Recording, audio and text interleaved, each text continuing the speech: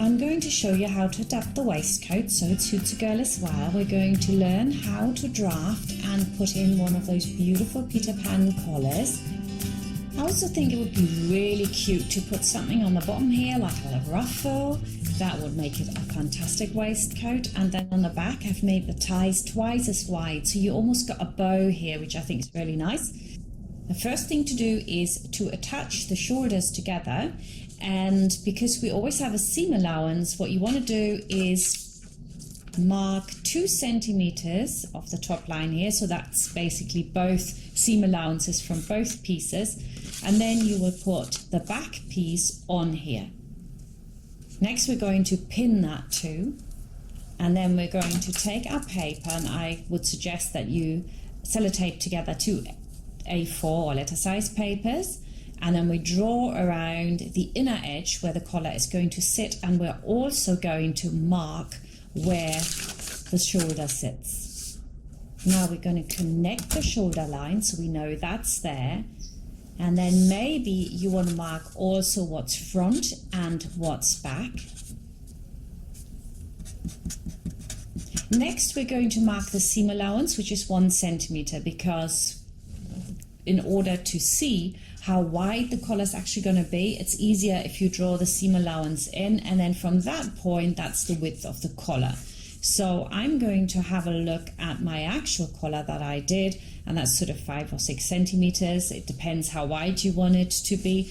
I've measured this one out. I would suggest we do 6 or 7 centimeters. So if you're going from the top, you would have to mark at 7 centimeters. If you're going from the seam allowance, then 6 centimeters. So I've marked this all the way around, going a little bit slimmer at the center back. You also need to recess your collar a little bit because of course we've got this 3 centimeter overlap. So go over 3 centimeters, and then you can draw that straight down if you like, or you can put it at an angle. To be fair, you don't have to do it at an angle at all. It will automatically sit at a little bit of an angle anyway. But I'm doing it here, and you saw the finished product. So now you can draw a continuous line. That gives you an idea of what your collar is going to look like. If you're not cutting this on the fold, then you need to add a seam allowance to the back. And we also need to add the seam allowance now to the front, and of course the outer edge. So it might actually help if you get yourself a ruler so you can do a straight line. There we go, 1 centimeter over. And then we also have to add a centimeter all the way to the outer edge of the collar. Just mark that. This only works really for Peter Pan collars. For the other collars, normal coat collars, you have to work it a little bit differently. So, but this is fine for a Peter Pan collar. Great, we're almost there. Now I'm going to cut out my collar. Collars flap up, and to avoid that, what we want to do is overlap the outer edge by about 1.5 centimeters. You can even do more. That just depends how much you want this effect to be. And you do not overlap it at the upper edge, which is your collar edge, right? And here you can see how a collar should sit. It should really kind of roll almost onto the shoulder. So now, with that done, I can get my sellotape and just sellotape this baby down. Beautiful. And because I could see that on mine, once it was finished, it flopped up a little bit still at the peak in the front. So I would do the same here if I was to do it again. So for you guys, if you're doing this, you want to overlap here as well. And that will force the collar in a little bit more. Excellent. Now, of course, you might have like a little bump. On mine, it's hardly visible, but there might be a little bump. There we go.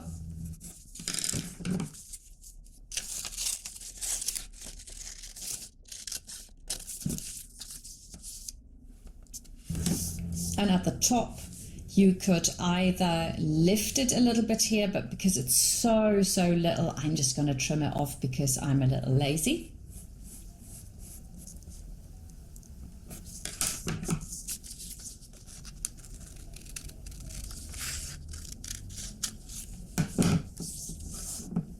There we go, and that's my collar done basically. We can get started. When you're cutting out, you want to make sure that you have got a really nice center piece for your back. I'm not doing any of the pockets or anything, that would just detract from this beautiful pattern. So you take your back and you find a spot where that will sit really comfortably and centered, and also take into consideration that you've got a seam allowance, so you might need to move it up a little bit so that circles on in my case, but whatever your pattern is, you want to make sure that you cut none of it off. You cut only, of course, to the center back, and we can flop over our pattern piece and we can cut it in its entirety. Make sure that you don't move over too much, but that you are actually on that center line. It's very easy to just flop it over and then gain about 2 mil in the middle, and you don't want to do that. Mark on the back where you're going to have the ties, and look at that. Isn't that absolutely beautiful? Now I'm going to do the same with the front. I'm going to find a place where I think it looks really good, and then I'm going to take that and I'm going to flip it over and I'm going to cut that also for the other side. There's other ways of doing this so that it lines up more in the front, but maybe we'll do that in another video. For now, I think if you're a beginner, this is the easiest way to do it. You make them exactly the same, and if you don't have a very pronounced pattern, but say for example a check instead, then that would be the perfect method. You should have a pair like this. I think this is pretty cool, don't you? When you cut out your lining, you want to make sure that you cut it with a stripe. If you have a stripe, I think the stripe going downwards is best for the lining. For pockets, etc., you would want it to be horizontal. And here I want my stripe to be vertical at the center front. So that's how I put it on here, and you will need that collar twice, of course. Now if you're doing your ties, twice as wide. So I'm going to draw along one line first, flip over my tie, and then draw it on the other line as well. And because I want it to look a little bit like a bow, I'm going to draw a peak here. And the peak is a little bit longer than the tie originally was, right? Then I cut it out to the center again, very similar to what I did on the center back, fold it over, cut the whole lot. And then once I've done that, of course, I need to cut it again because we obviously need to. And your back ties, and there's my other collar, and basically now I can get started, and it's just a little bit different to the boys' waistcoat, and that's why I'm going to take you through it. The first thing is to iron on the interfacing to the collar, and when that's securely on, you need to put the other side on, right sides facing, make sure that you do, and then we're going to sew the outside, and I'm putting vertical pins to the seam in here so I don't have to take them out. It's always easier to sew from the side that has the interfacing on it, so you need to turn this over and sew from the interfacing side. There we go. Now another little tip is that if you have a round peak like this, your corner will come out sharper. If you do it as a straight line and a proper corner, it will come out more round. So it's exactly the opposite of what you would expect. Cut back your seam allowances and then turn the corner.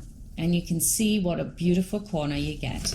Then you iron the seam into what is the underside of the collar or the upper side, doesn't really matter, and only then do you iron it. Iron it from the side does not have the interfacing on, because that's the side that's going to lie on top.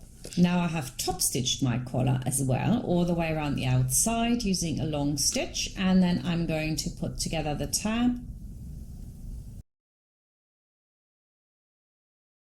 come up here and sew over, cut it back, move out the corner. There you go.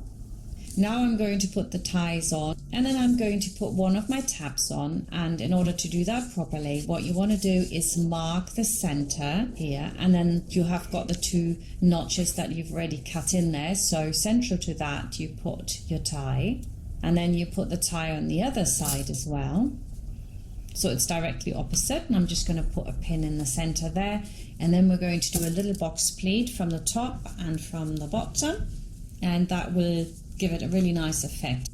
Check that they're both the same. And now we're going to close the shoulder seams first. This is a little bit different to the boys' waistcoat because we do have a collar, so we do need to close the shoulder seams first. And then we're going to put the collar onto the shell fabric first. Make sure that the side that hasn't got the violin on is facing upwards. You mark the center back of the collar, then you mark the center back of your waistcoat, and you put both of those on top of each other, and then you start pinning it towards the front to the point that needs to be, that's that 3 centimeters off the front edge. Then we're going to stitch all the way around with a holding stitch, and then we can put on the lining. And the lining is put on just the same as it was with the boys' coat earlier. For a girl, I would take that tip down a bit so it's not so exaggerated, and cut it off. Whenever you change a pattern, an easy way to do this is to cut off what you don't want, and then to place that part onto the other side, turning it over obviously, and then you can draw it in and cut that off, so both sides will be exactly the same.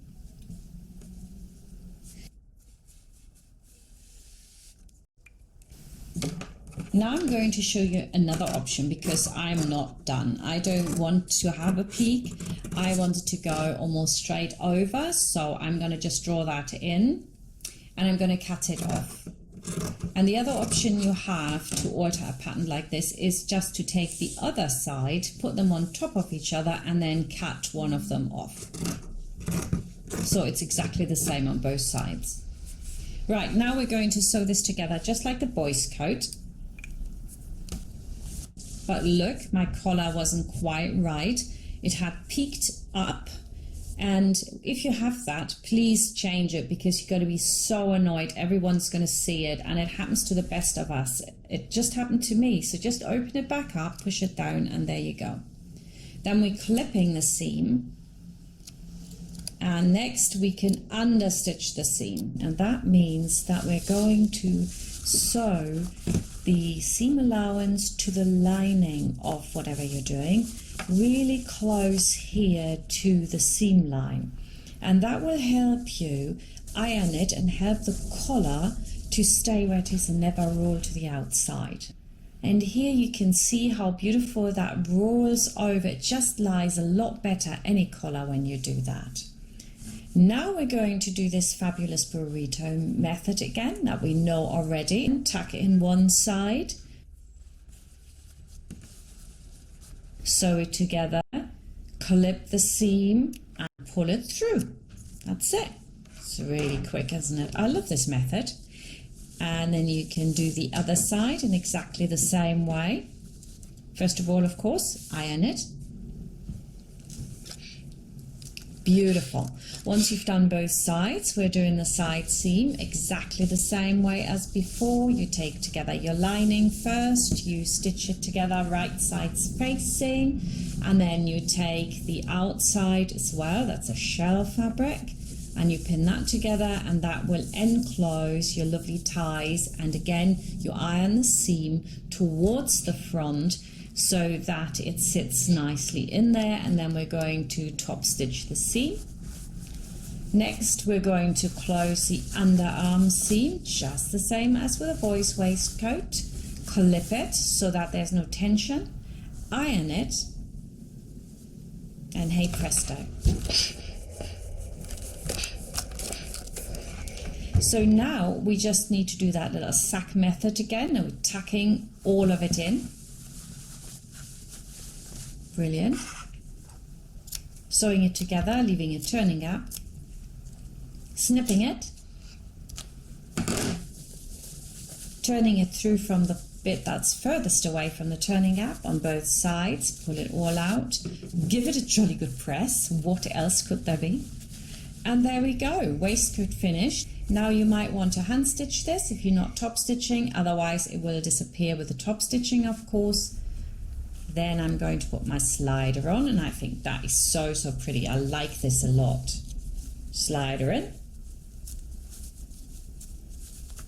and pull the other side through. How cute is that? Gorgeous. Right, last little step is to put the buttons on. For any button, this is the same. So you want to mark where the top button wants to sit, right on the center of the button, and the lower button. And of course, if you have a big button, it might be slightly different to when you have a small button. You might need more buttonholes, right? Then you measure the distance between those two, and where you have that distance, you're going to draw another line. Now the button wants to sit here and not close to the edge. So you need to make sure you start your buttonhole where the little shank is. There we go, or maybe 1 millimeter over to the side. There you can see it very well where the shank needs to sit, and we don't want it to move over like that. So that's where a buttonhole needs to start, and if I measure that, that's 1.8. For a smaller button, it usually is 1.5 distance. So I mark that. A lot of the simpler sewing machines aren't very good actually at putting buttonholes in. So I think it's a good idea to mark it and to see how long the buttonhole actually needs to be, so in case it does it way too long. This is 2.2 my button, so I need it to be 2.4. So I mark 2.4 now. So 2 millimeters more than what you actually got would always suffice. Put a little line there, draw it. Also, you can see where it needs to stop. I've got a mechanical machine, so this is quite useful, even though it tells me where to stop, but I just want to, to be sure, because buttonholes is not something you really want to unpick.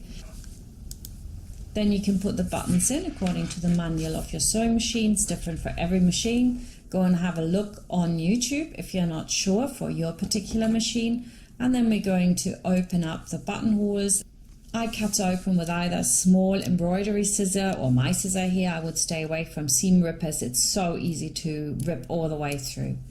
And once that's done, we're going to sew our buttons on. So we're making sure we have that overlap of 3 centimeters. You could measure 1.5 centimeters from the edge and put a pin there. Do the same on the other side and then line up those 2 pins, and that will give you exactly 3 centimeters.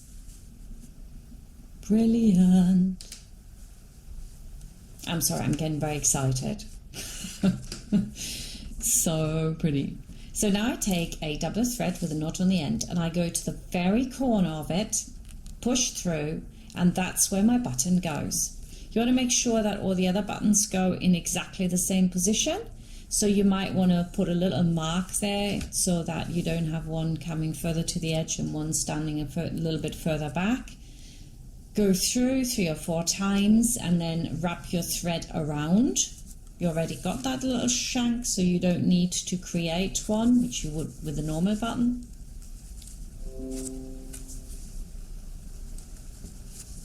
There you go. Wrap around.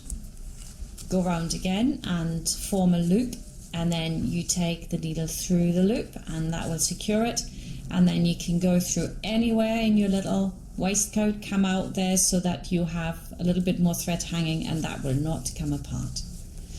Do the other buttons in exactly the same way. Do your button up, find the next position, and then you're done. What a beautiful waistcoat. I hope you enjoyed this, and you're going to make one with lots of ruffles on the bottom and share it in our Facebook group. Thank you very much everyone for taking part in this wonderful course. It's been fun teaching you. Bye for now.